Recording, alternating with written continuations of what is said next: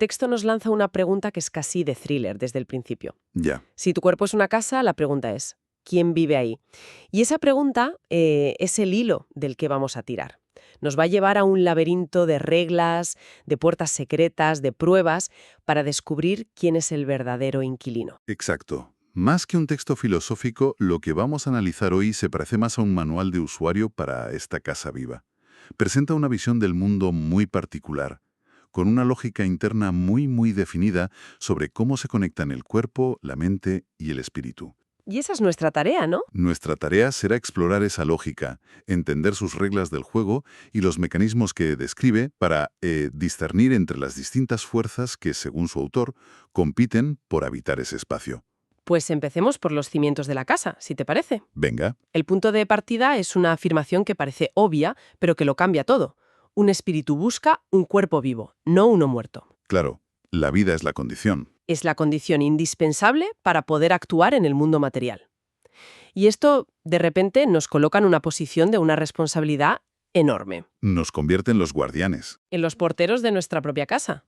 Y justo ahí, el texto introduce una idea que es la clave de todo lo demás, y que, sinceramente, es bastante inquietante. A ver, Sostiene que un cuerpo nunca es neutral para siempre. ¿cómo que no es neutral? Puede estar sin espíritu, spiritless dice el original en inglés, por un tiempo, pero su condición de casa viva lo convierte en un foco de atracción. Es inherentemente magnético. Vaya, Por tanto, la neutralidad, el estar vacío, no es un estado sostenible, es una anomalía temporal. espera, eso es potente.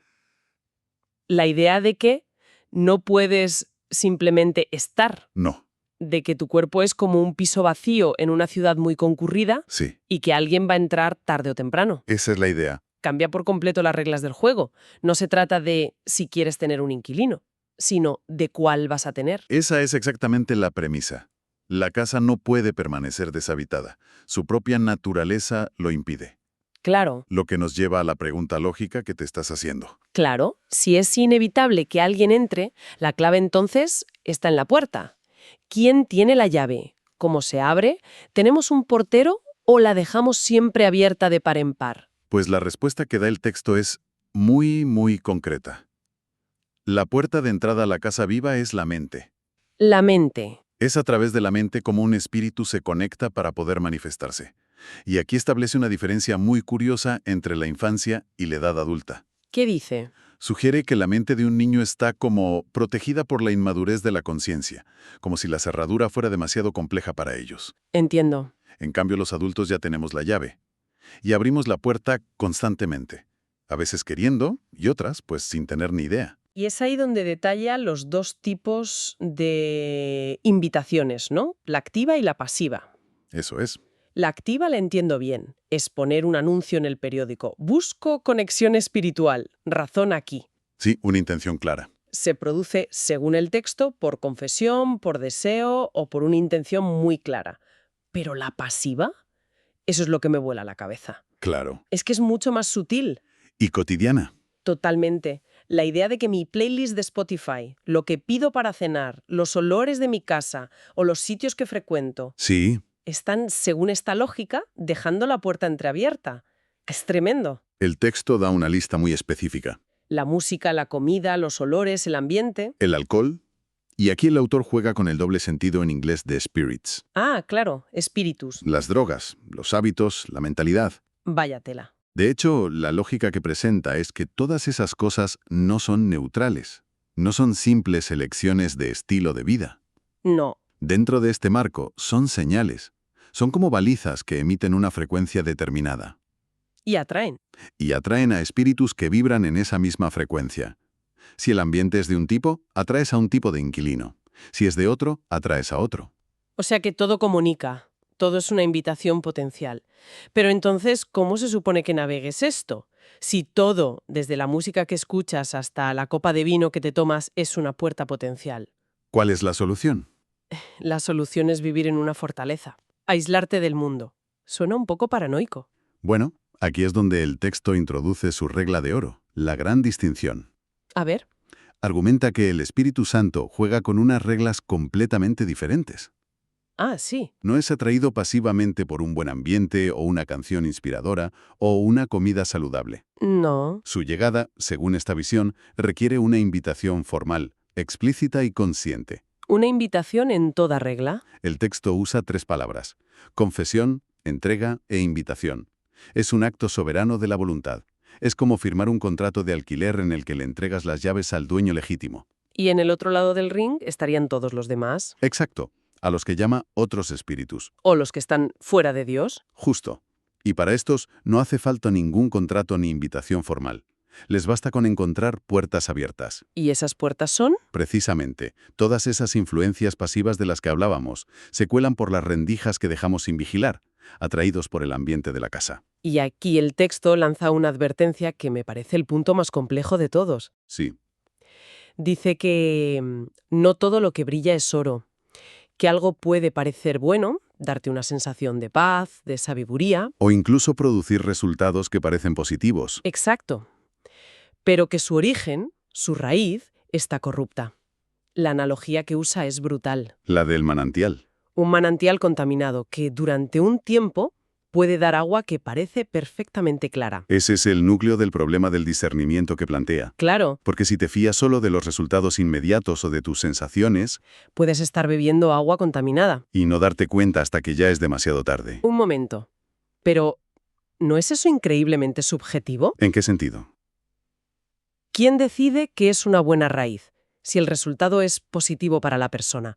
Pensemos en el ejemplo que pone el propio texto. El de la marihuana es un ejemplo muy provocador y muy directo. Mucho. Describe el caso de alguien que afirma que fumar marihuana le ayuda a conectar y a meditar en el Espíritu Santo. Para esa persona, el resultado es bueno. Desde su perspectiva, sí, pero el autor lo califica no como discernimiento, sino como acomodación. ¿Qué quiere decir con acomodación? Quiere decir que la persona está cambiando las reglas de la casa para justificar a un inquilino que ya se ha instalado. Ah, entiendo. El argumento del texto es que, dentro de sus reglas, esa sustancia es inherentemente dañina para el templo y funciona como un atractor clave para espíritus que no son el Espíritu Santo. Vale. Entonces, lo que esa persona está haciendo es redecorar la casa y cambiar las normas para que el ocupa se sienta cómodo, en lugar de echarlo. O sea, la idea de fondo es muy potente, Puedes cambiar las normas de la casa. pero eso no cambia quién es el dueño. Bueno, lo pillo. La lógica es muy estricta, pero me lleva a la misma pregunta. Sí. Si mis sentimientos me pueden engañar, si mi lógica puede ser solo una acomodación para justificar algo, ¿qué me queda? Claro. ¿Cómo puedo saber la verdad? ¿Existe alguna prueba de fuego, alguna prueba del algodón que no falle? El texto propone una que califica de infalible, ¿Y cuál es? el fruto. Y para ello se apoya directamente en la Escritura. Por sus frutos los conoceréis.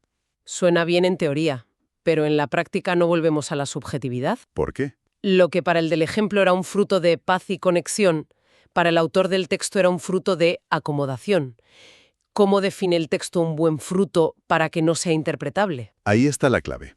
El argumento es que todo lo demás puede ser imitado o manipulado. El lenguaje, las apariencias. Las emociones, incluso las estructuras religiosas.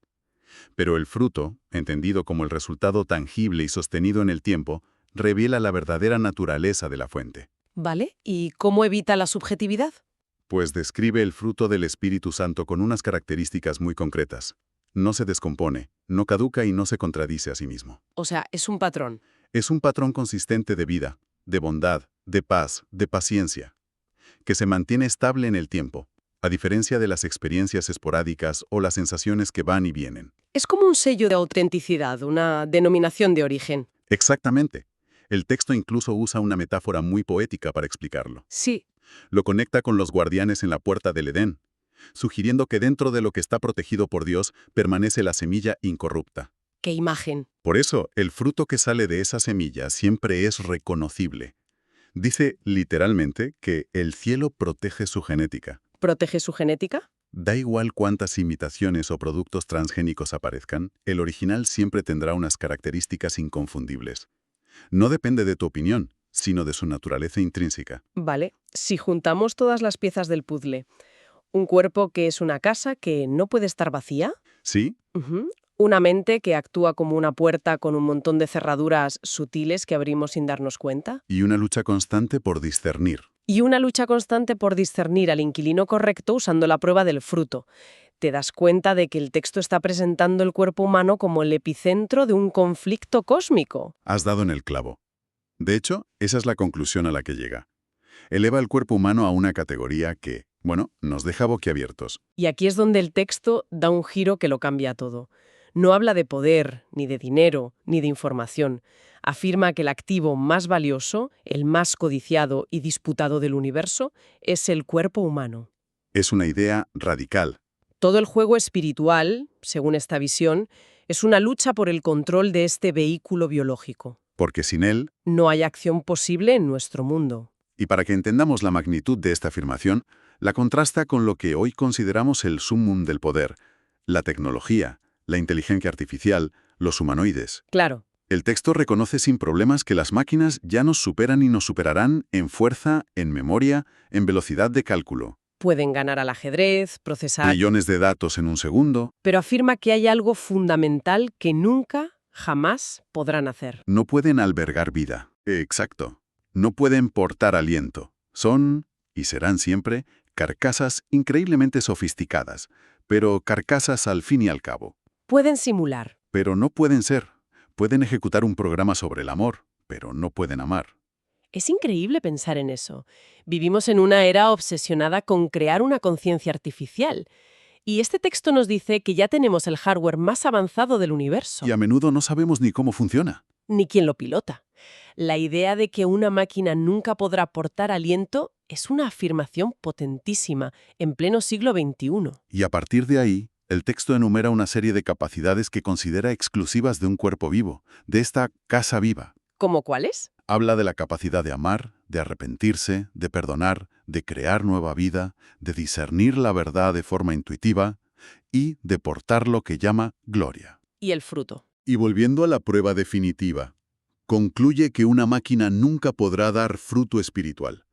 Podrá procesar toda la información del mundo sobre la bondad, pero no podrá producir el fruto de la bondad. Uf, qué viaje. Hemos empezado con una metáfora aparentemente sencilla, la casa, Y mira dónde hemos llegado.